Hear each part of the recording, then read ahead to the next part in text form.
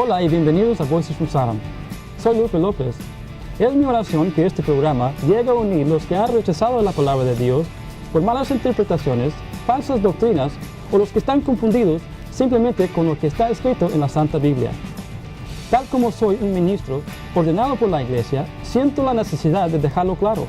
Esto no es un intento a evangelizar, sino para reparar un camino que ha sido dañado por malas enseñanzas y falta de verdad.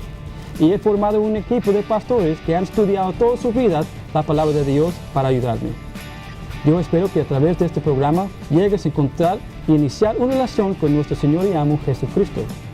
Muchas gracias y Dios te bendiga.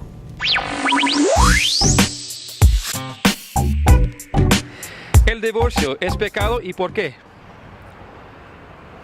Dios creó lo que es llamado el matrimonio, ¿sí? Para que el hombre y la mujer dejaran a su padre y madre para que se hicieran uno solo.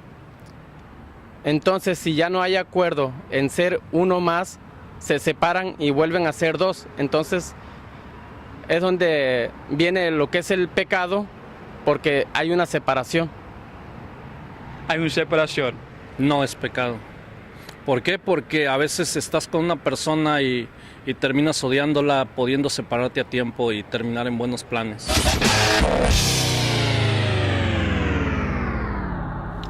La Biblia nos narra en Génesis 2:24 lo mismo que en Mateo 19:5, dice: y el hombre dejará a su padre y madre y se unirá a su mujer y serán una sola carne. Esto nos hace ver que sencillamente esta es una unión que hace Dios para la humanidad. Esto, cuando uno se une a una pareja, esto es de por vida. Así lo narra el Señor y también podemos verlo a la luz de la Biblia. Pero desafortunadamente mucha gente se basa al mismo Cristo Jesús. Le dijeron, pero Moisés dio cartas de divorcio, pero en Génesis 19:8 él contesta a Cristo Jesús, dice: por la dureza de sus corazones. El hombre se ha implementado sus propias leyes conforme a su voluntad, mas no conforme a la de Dios. Y ahora la gente se casa y se descasa a la hora que quiere y como quiere, mas no siendo esta la voluntad de Dios. La única manera que usted tiene para deshacer el vínculo matrimonial es por adulterio, como lo señaló Cristo Jesús, o bien si alguno de los dos fallece. La palabra de Dios dice que Dios odia el divorcio, ¿verdad? Dios nos pide que amemos a nuestra esposa como a nosotros mismos, pero entiendo y sé que hay veces pasan cosas en los matrimonios y el matrimonio se divide, ¿verdad? Y hay divorcio porque no se pueden arreglar las cosas. Pero también tenemos que pensar no solo en la pareja, el padre y la madre, sino a los hijos, que son los que van a sufrir, son los que van a seguir los pasos de su padre, porque dice la palabra de Dios que esos hijos de ese matrimonio van a ser afectados hasta la 4ª generación. Así que es importante, ¿verdad?, antes que háganos alguna decisión hacia el divorcio, tratar, ¿verdad?, de salvar nuestro matrimonio para poder criar a nuestros hijos, como Dios nos ha pedido que los créanos, ¿verdad? Y por eso es importante, ¿verdad?, no dividir un matrimonio, sino buscar lo que Dios nos pide que hagamos, ¿verdad? Casarnos con una mujer o con un esposo y vivir siempre como pareja, porque ya los dos somos una carne, no dos. ¿Anticonceptivos es pecado? No, porque es una forma de controlar a la sobrepoblación en el mundo. Todo lo que es anticonceptivo es anti la vida, prácticamente. Así es de que todo anticonceptivos es pecado porque es prácticamente matar a un ser vivo.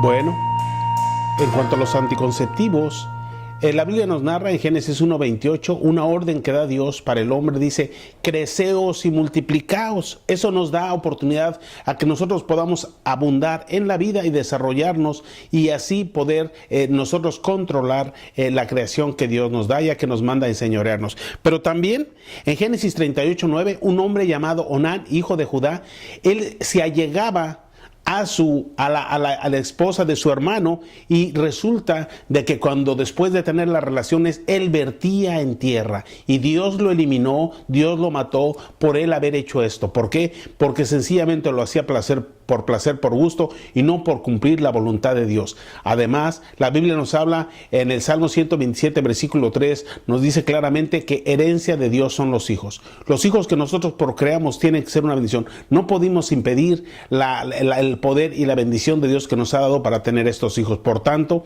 cuando nosotros obstaculizamos, estamos infringiendo la ley de Dios.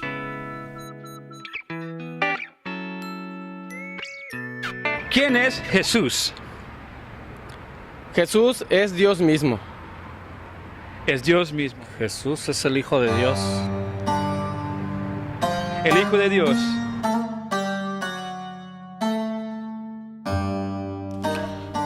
Bueno, si usted ha contestado que Dios es mismo, la Biblia nos dice en 1 Juan capítulo 5, versículo 7, nos narra claramente y nos hace ver a la luz de la Biblia que dice que el Padre, el Hijo y el Espíritu Santo son tres en uno. Ellos son uno mismo dividido, que es lo que se enseña la doctrina de la Trinidad. Pero también Jesucristo es el Redentor, Apocalipsis 5:9, el Purificador, 1 de Juan 1:7, Abogado, 1 de Juan 2:1, Él es intercesor, 1 de Timoteo 2:5. Solamente hay una persona que puede lograrlo todo esto, y ese es en la persona de Cristo Jesús, que es Dios mismo, ya que es el Verbo humanado, donde se encarnó, y ese es el gran ministerio de la piedad, donde Dios, en su gran voluntad, en su gran amor, dispuso de sí mismo sencillamente humillarse bajo la figura de siervo de hombre para poder enseñarnos y traernos a la libertad, ya que Él también, como nos hace ver en Juan 14, le dice el camino, la verdad y la vida,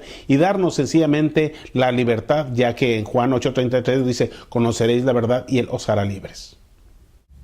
Jesucristo es Dios con nosotros, es nuestro Salvador, nuestro Redentor, es el camino, la verdad y la vida, y nadie puede llegar al Padre si no es por Él. Él es el Rey de Reyes, el Señor de Señores, el Creador de todo el mundo y de todo lo que existe. Jesucristo es todo.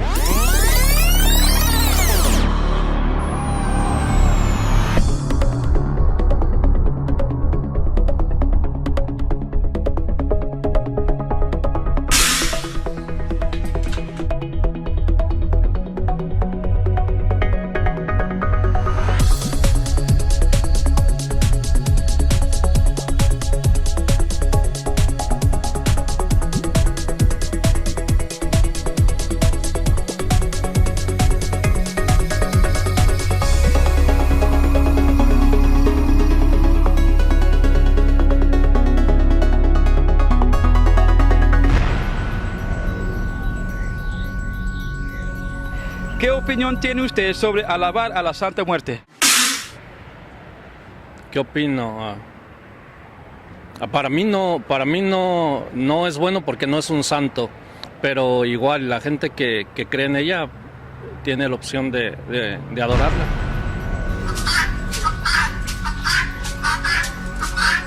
Bueno, en realidad para mí eso no sería alabar, sino sería adorar.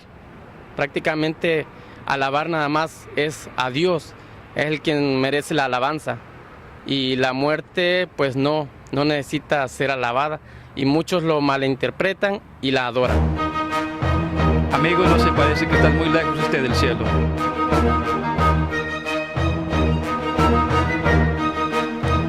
La Biblia nos narra en el libro de Apocalipsis capítulo 20 versículos 13 y 14 que la muerte, así como el Hades, entregaron sus propios muertos, y al mismo tiempo la misma muerte fue lanzada al lago de fuego. Esto quiere decir que sencillamente Dios envió a la muerte ¿a qué?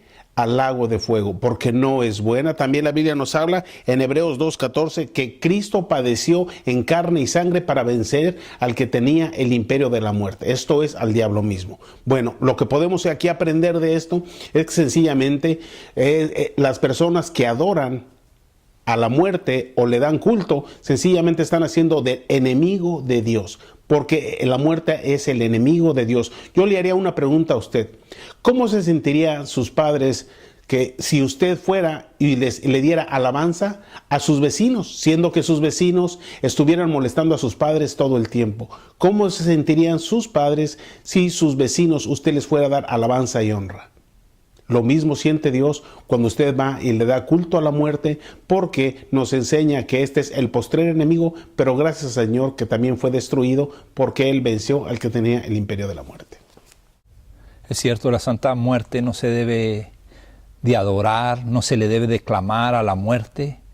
La muerte es lo que vino a consecuencia del pecado. La muerte no es algo bueno, no es algo que viene a nuestras vidas para que prospérenos o para bendecirnos. Viene a destruir nuestras vidas.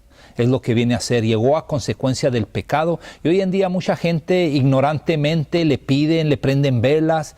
Y eso realmente es algo ignorante, porque no conocen a Dios. Es por eso que hacen estas cosas, pero la muerte vino a consecuencia del pecado, porque la palabra de Dios dice que la paga del pecado es la muerte. Así que la muerte es lo que vamos a pagar por nuestras vidas pecadoras.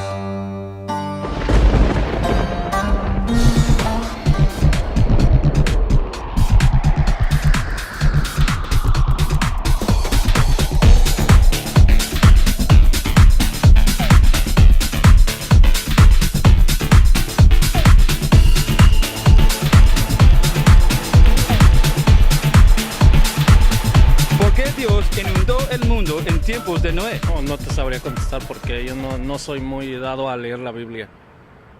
Porque el mundo estaba corroído de maldad.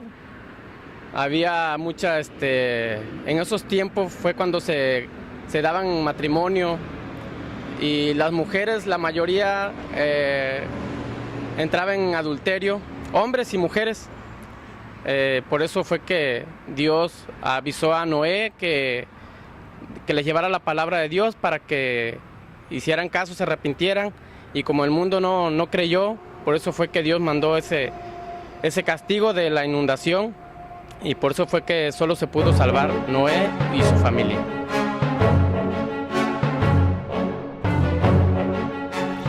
Bueno, conforme al diluvio conocido en la época de Noé, la misma Biblia nos hace ver en Génesis 6:5 que Dios dice que vio la maldad de los hombres que iba en aumento y era de continuo, que sencillamente decidió terminar con la humanidad, haciendo salvos solo 8 personas, junto con Noé incluido. Pero también todo castigo, todo pecado trae castigo. Romanos 6:23 nos enseña que la paga del pecado es muerte, por tanto que hayan muerto estas personas en la época del diluvio.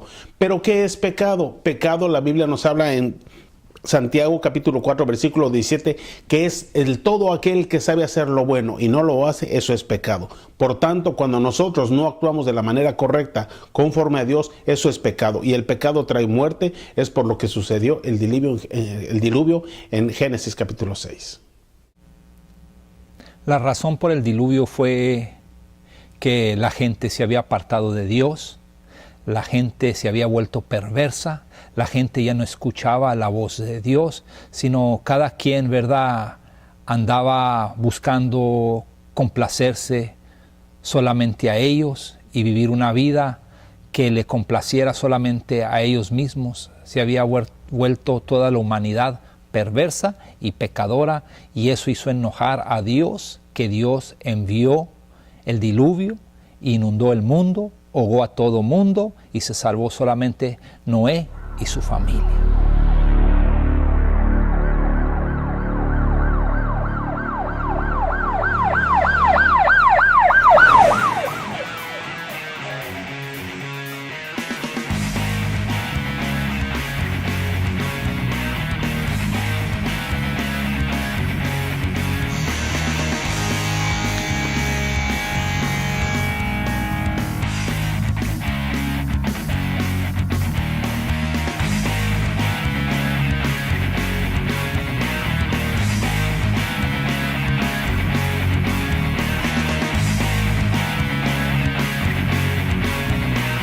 ¿Tatuajes y perforaciones en el cuerpo es pecado?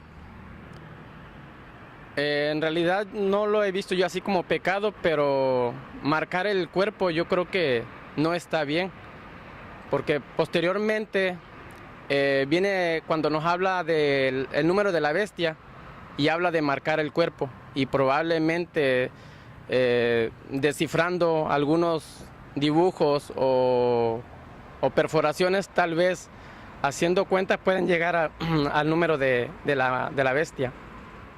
Para mí no. No, porque pienso que cada quien puede hacer con su cuerpo lo que quiera.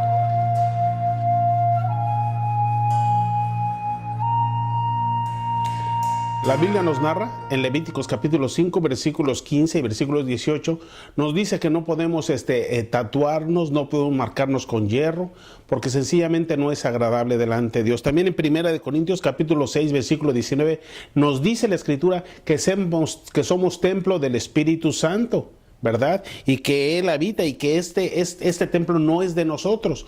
Por lo tanto, podemos aquí entender que no es bueno que nosotros nos estemos tatuando. Yo le quisiera hacer una pregunta. ¿Le gustaría ver su iglesia toda rayada?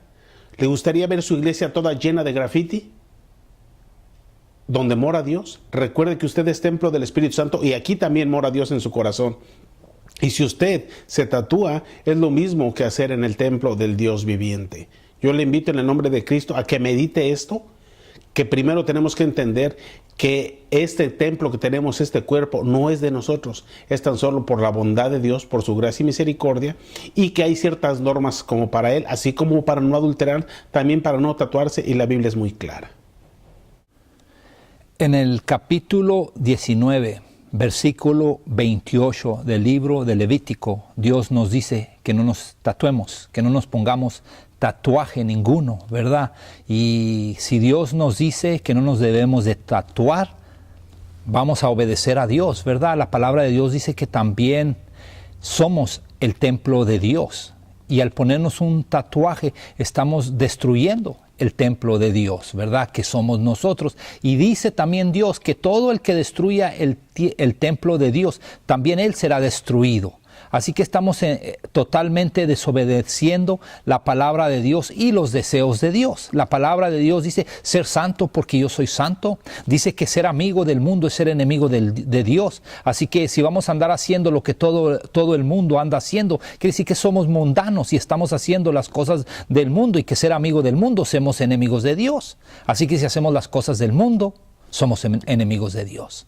Pero si queremos ser hijos de Dios y siervos de Dios, hay que hacer lo que Dios nos pide. Ponernos arete es otra cosa. Antes se ponía nomás un brillantito en la oreja izquierda, ahora ya la traen en los dos, y ahora traen hasta unos hoyotes así en las orejas. Dígame usted, ¿hasta dónde vamos a ir?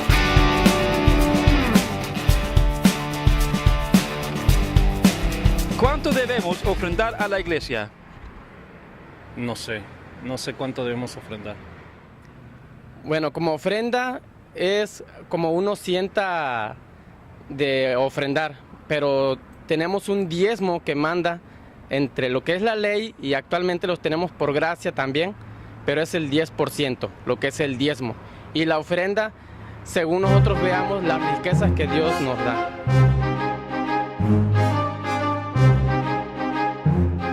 A la iglesia se le debe dar los diezmos, ¿verdad? Tenemos que diezmar.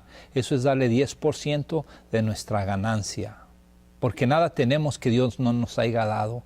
Y si nos duele darle el 10% a Dios, ¿cómo podemos esperar que Dios, ¿verdad?, se encargue de nosotros? Yo prefiero darle 10% a Dios y que Él bendiga mis 90%, que no darle a Dios y que Él no me bendiga, ¿verdad? Por eso yo diezmo y también traigo ofrenda. Ofrenda es algo que sale de mi corazón, darle a Dios para el mantenimiento de la iglesia, ¿verdad? Para los eventos de la iglesia, ¿verdad? Si nosotros nos encargamos de la casa de Dios, Dios se va a encargar de la casa nuestra también. La Biblia nos muestra en Génesis 14:20 que el padre Abraham, padre de la fe, él dio el diezmo de todo, y es parte de la enseñanza de la doctrina del diezmo. También en Éxodo 34, versículo 26, nos hace ver que sencillamente el pueblo de Dios tenía que llevar el diezmo ante la presencia de Dios. Esto se hacía de continuo, llevando las primicias para exaltar a Dios, sea en los frutos, sea en el cultivo, sea en el ganado. En todo aspecto donde usted reciba un bien, tendríamos que diezmar. También en 1 Corintios capítulo 16, versículos 1 y 2, nos enseña que tenemos que ofrendar el primer día de la semana. Aquí no solo se nos deja ver la ofrenda que se presenta, el diezmo, sino incluso hasta el día. Decía que se reunían el primer domingo de la semana. ¿Para qué? Para diezmar a Dios mismo. Por lo tanto, mucha gente puede decir, yo siento esto, yo siento en mi corazón, Dios ama al dador alegre. Una cosa es que Dios en su voluntad nos permita mostrarnos como somos, pero también es una realidad que tenemos que cumplir con sus leyes, y una de ellas es entregar el diezmo, las primicias de las bendiciones de Dios para con nosotros. ¿Sabe usted cuál es el pago del pecado? Hasta donde yo tengo entendido es el infierno, ¿no? Cuando te mueres, pero no estoy seguro. El pago de pecado es la muerte. Es la muerte. A ver qué dice el panel.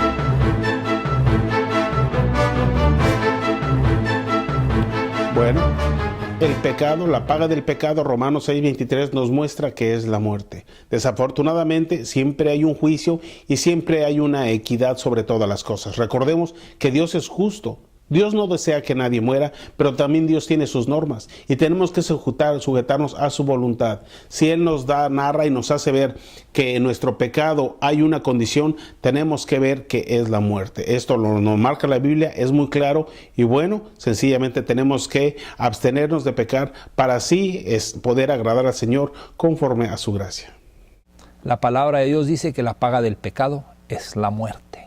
Todo pecado trae su consecuencia. Todo pecado nos aparta de Dios, nos aparta del amor de Dios, de la misericordia de Dios, nos aparta de la misma mirada de Dios, ¿verdad? La palabra de Dios dice que seamos santos porque Él es santo, así que si andamos pecando, ¿verdad? Vamos a tener que pagar la paga del pecado, que es muerte. Mas la dávida de Dios es vida eterna. Yo prefiero vivir una vida eterna con Dios que vivirla aparte de Dios.